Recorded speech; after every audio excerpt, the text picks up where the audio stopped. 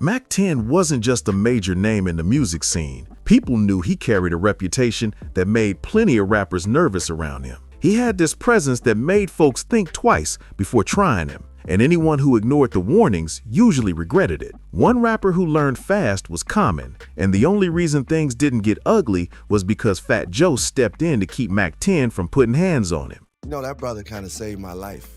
Fat Joe? Fat Joe saved my life. What do you mean? Mack10 and them was like, man, what you looking at, homie? And he was like, man, I'm from Chicago. We looking in the eye. And then, man, from that point, I know Mack10, homie, went and got they. Even Ice Cube, one of his closest partners in the game, couldn't always shield people around him. When Cube's brother-in-law tried to test Mack10, word is Mack didn't hesitate to swing, even if it meant risking his bond with Cube. Cube's brother-in-law got beat up. It was conflict, yeah, you know, but I went to Cube about 4 or 5 times before the conflict jumped off.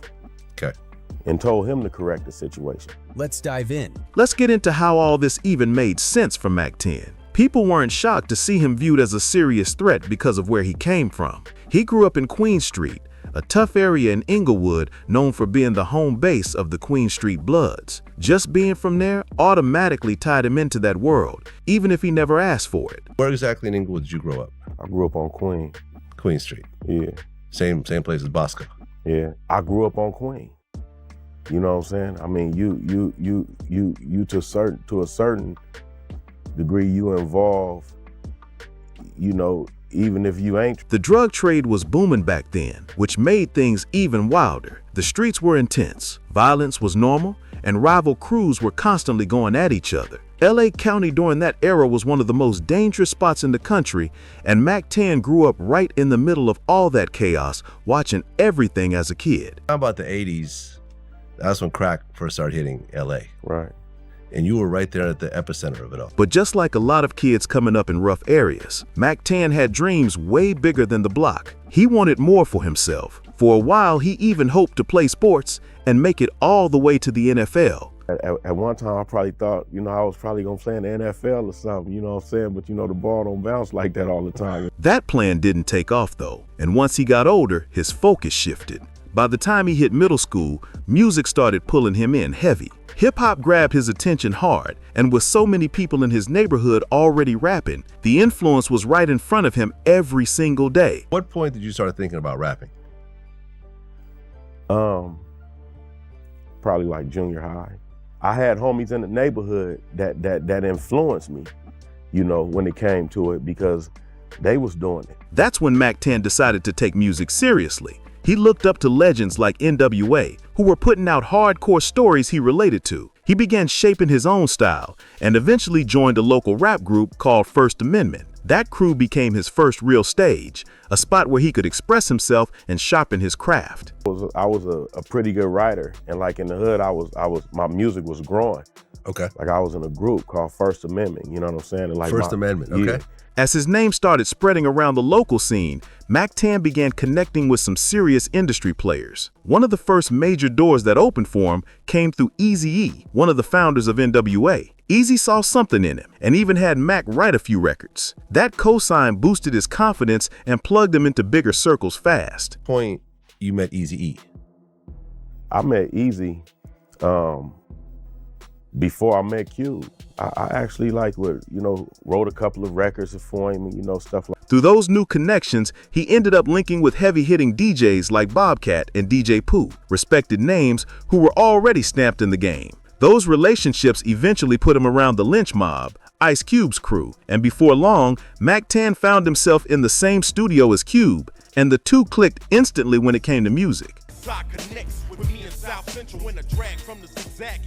Once Mack10 and Ice Cube started recording together, they built a real connection fast. They dropped lines like "Connects with me self-central," "When I drag from the zizzle," and their chemistry only got stronger. Things leveled up even more when Mack10 hit the road with the Lynch Mob. Touring with Cube gave him a whole new wave of exposure, and he kept lacing tracks for the crew. In 1995, Mack10 got a major win when he landed a spot on the Friday soundtrack, a huge deal at the time. Cube played a massive role in helping Mack lock in a deal with Priority Records, officially kicking off his solo career and putting him in position to shine hard in the industry. Mack10, nutty as they come, leave 'em face down. and none from the waist down. But Cube's support didn't just boost Mack10's rise. It also dragged him straight into some heated rap beefs, starting with the one involving Common. On September 27, 1994, a young Common Sense dropped a track that would shake things up and spark one of hip-hop's most memorable back and forths. The song I Used to Love HER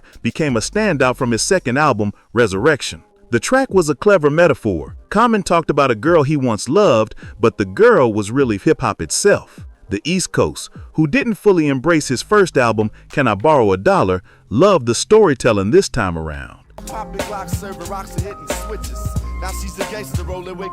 But while the East Coast praised it, others weren't feeling the message. The song described hip-hop evolving from something pure to something more commercial and street-focused. And that rubbed Ice Cube the wrong way. To Cube, the track sounded like Common was taking a shot at the West Coast during the 90s, when the West had a strong hold on the culture. Created I Used to Love It in 1994.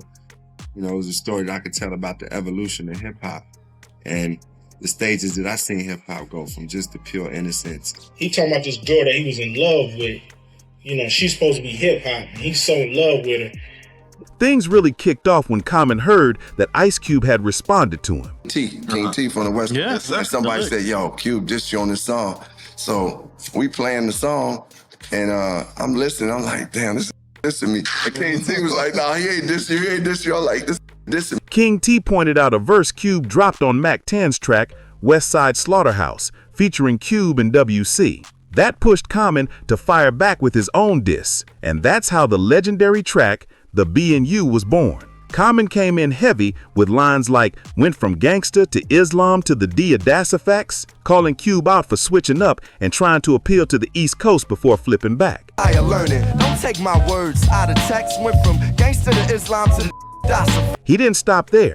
Common spit, you hypocrite. I'm filling out your death certificate, slinging bean pies and St. Ides in the same sentence, accusing Cube of promoting Nation of Islam values while still promoting street culture. I'm filling out your death certificate, slinging bean pies and St. Ides in the same sentence. Then he delivered the ultimate jab, flipping Cube's own lyrics back at him like a verbal slam dunk. Any last words before I hit the switch from the immortal words of one? For Cube, this was unfamiliar territory. He had always been known as one of the most dangerous diss rappers in the game. His demolition of NWA on No Vaseline was legendary. People knew Cube as someone you didn't test lyrically. As Doug Infinite said, if you were going to challenge Cube, you better be ready, because he's going to body you. That's why Common came in so sharp. He knew the level he was stepping into. Ice Cube later admitted he even wrote a full response track aimed at Common, but fate stepped in before things could explode any further. I had a record, man, that was a killer. And then we ended up having this summit with Farrakhan. The deaths of Tupac Shakur in 1996 and the Notorious B.I.G. in 1997 cast a heavy cloud over the entire hip-hop scene. The energy in the culture shifted and everyone felt it. On April 3, 1997, less than a month after Biggie, Minister Farrakhan held a major peace summit at the Nation of Islam's headquarters in Chicago. It brought together huge names in hip-hop, including Common and Ice Cube. They officially ended their beef there, but that truce didn't reach everyone in their camps. Old issues were still floating around, and it all came back to the surface about a year later. Common and Mack10 ended up on the same set, filming a Sprite commercial with Fat Joe, Goody Mob, and CeeLo Green. Out here chilling, man, just celebrating, you know, glad to be finished the album, the movie, and everything. We got a little free time, so me and all the Who Bangers is... The ad was supposed to be Voltron themed, with each rapper representing a different region. Simple concept, right? But the vibe got tense real fast. Common later admitted that one of his guys still had bitter feelings over the whole Cube situation. When that crew member saw Mack10, he didn't hide it. He stared Mack10 down hard, letting him know he still had a problem. Mack10 wasn't the type to walk away from pressure, so he stepped right up to him. Oh, we go to the commercial, and he started like basically staring down Mack10, you know, like just giving the grilling him. Mack10 and them was like, man, what you looking at, homie? And he was like, man, I'm from Chicago. We look niggas. And then, man, from that point, I know Mack10, homie, went and got they thing. Doug Infinite, one of Common's closest people, confirmed everything later. He said Mack10 straight up told the guy, you'll lose here. basically warning him that Chicago energy wasn't going to fly the same way in Los Angeles. Things went from simple attitude to a real confrontation. Mack10's bodyguard tried to calm it down, but Common's guy pushed things further by calling him Whack10, which instantly took the situation to the next level. That's when it got serious. Mack10, clearly fed up, sent one of his people to the car to grab a weapon. At that point, things were inches away from turning into something tragic. But Fat Joe stepped in and cooled the situation down like a real peacemaker. My guy did a little more too after that, like just agitating the situation. So I'm like, Fat Joe said, Ross, man, yo, your man gotta go. He gotta leave. His presence brought the tension down, but the incident still left fallout. Common's guy got kicked off the commercial set immediately, but he didn't just leave. He went outside and reportedly damaged Mack10's car. That made everything 10 times worse. Common later said he heard that Mack10's camp was considering retaliation not just against his guy, but against him too. Once again, Fat Joe stepped in to calm everyone down. But this time, Common's guy wasn't as lucky. He ended up getting roughed up as a warning to back off. He left, but my man came back and busted some windows. This dude's wildin'. So then I'm like, bro, like, why you do that? So then they like, Ross, we're gonna have to get your man. They roughed him up a little, but it wasn't nothing.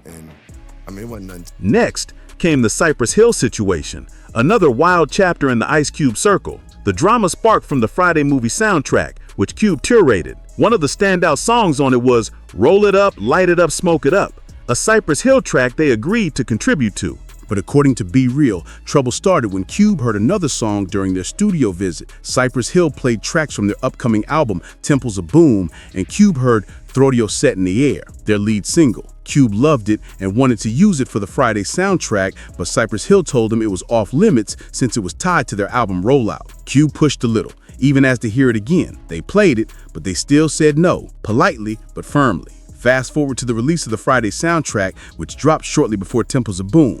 A friend called Be Real and asked, "Did you let Ice Cube use one of your album tracks for Friday?" Be Real was confused. They had only given Cube Roll It Up, Light It Up, Smoke It Up. But the friend wasn't talking about that. He said one of the soundtrack songs sounded way too close to Throw Your Set in the Air. Be Real didn't believe it at first, but when he listened to Cube's track, his stomach dropped. The hook sounded nearly identical to their song, just with slight word changes. The Get High song? Yeah, we gave that up already. Why? No. The Throw Your Set in the Air thing. I said, no, we didn't give him that. He goes, well, that's in his chorus in his song. Finally, I hear it, and sure enough, there it is, the same.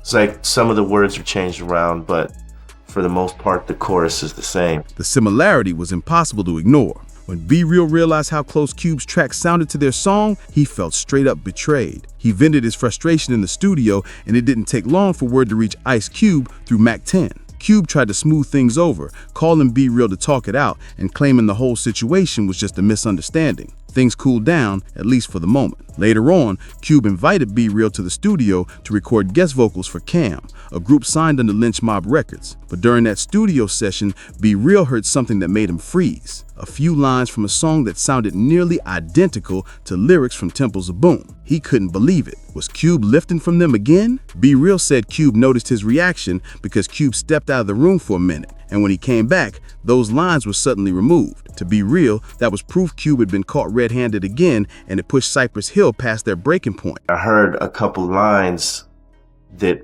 were the same things I used on the Temple of Boom record, and I thought to myself, wait a minute. That's my line. In my opinion, I felt like he saw my reaction, and I walked out of the room for a second to make a phone call. When I came back, the line was gone. Be Real went back to the crew and laid out everything that happened. They agreed it was time to strike back, and that's when Cypress Hill dropped No Rest for the Wicked, a heavy diss track aimed directly at Ice Cube. Ice Cube wasn't the type to stay quiet. Known for his sharp pen and fearless approach to rap beefs, he came right back swinging. But this time, he didn't return fire alone. He brought Mack10 into the mix. Together, they dropped King of the Hill, going straight at Cypress Hill with full force. Even though Mack10 barely knew anyone from Cypress Hill personally, he didn't hesitate for a second. Loyalty meant everything to him, and Ice Cube was his guy. Met Be Real, Muggs, Sin Dog, nobody from Cypress Hill. And they was blood. But I was with this, so I didn't give up.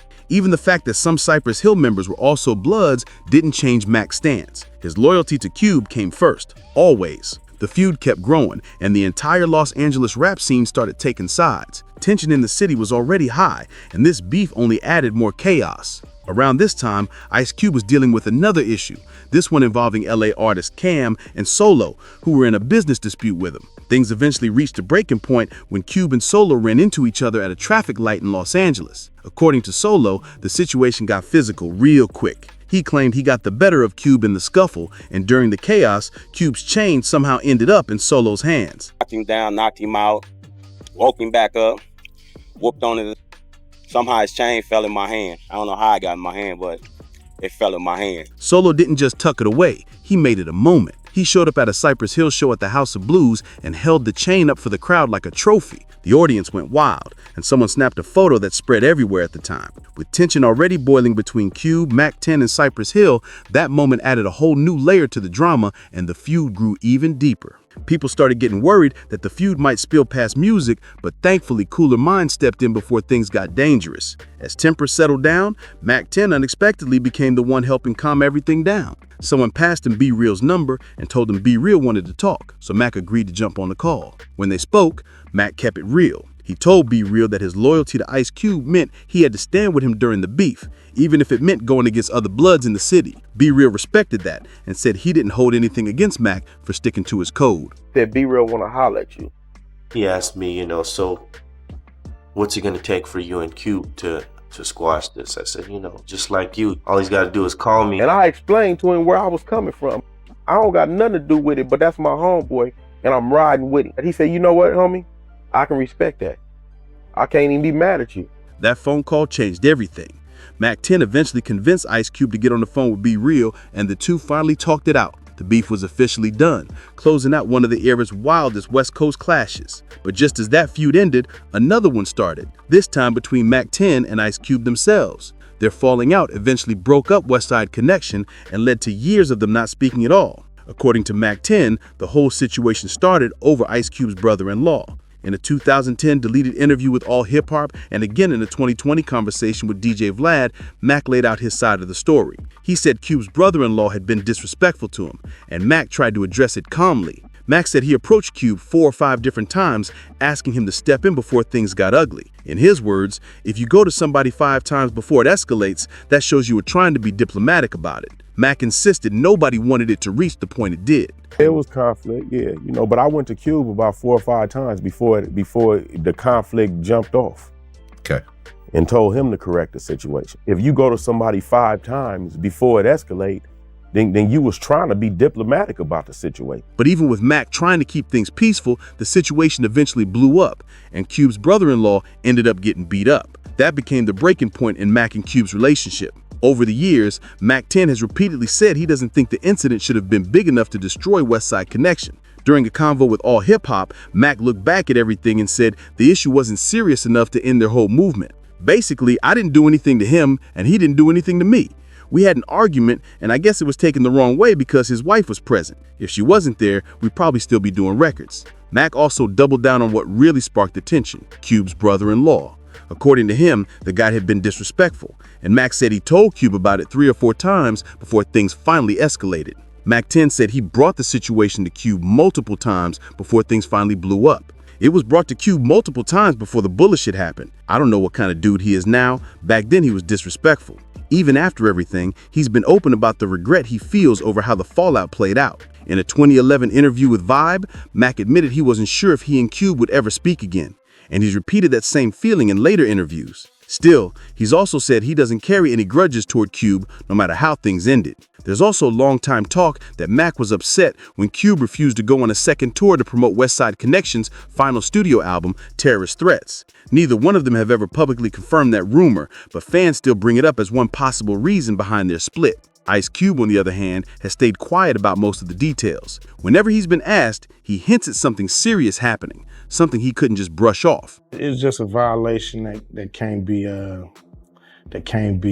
overlooked. In an interview on It Is What It Is, hosted by Cameron, Cube was asked why he still performs with WC, but not Mack10. Cube didn't dodge the question. He kept it short but firm. Nah, we don't get down like that. It's just me and Dub. When they pressed him, Cube added, "Yeah, it's a problem. It's a thing where it's just a violation that can't be overlooked." It's a problem with Mack. Yeah, it's a problem. Meanwhile, Mack10 has made his position clear too. In a 2013 interview with Bootleg Kev, he said he doesn't hate Cube, but he's not out here trying to fix things either. He's peaceful about it, but he's not chasing a reunion. For fans of Westside Connection, their ongoing distance is a tough pill to swallow. Their chemistry on tracks like Bow Down and Gangsters Make the World Go Round was one of a kind, sharp, unified, and unforgettable. But based on everything both of them have said, the rift might be too deep to repair, leaving their legendary partnership as just a powerful chapter in hip-hop history. If you enjoyed this breakdown, make sure to like the video, subscribe to the channel, share it with your people, and drop a comment letting me know what story you want next.